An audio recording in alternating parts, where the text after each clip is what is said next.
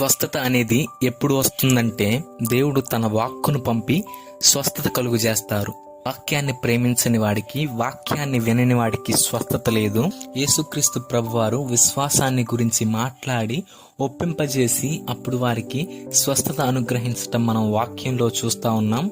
కానీ ఈ రోజుల్లో చాలా మంది వాక్యం వినరు, వాక్యాన్ని పట్టించుకోరు, కేవలం స్వస్థత కోసమే చూస్తారు.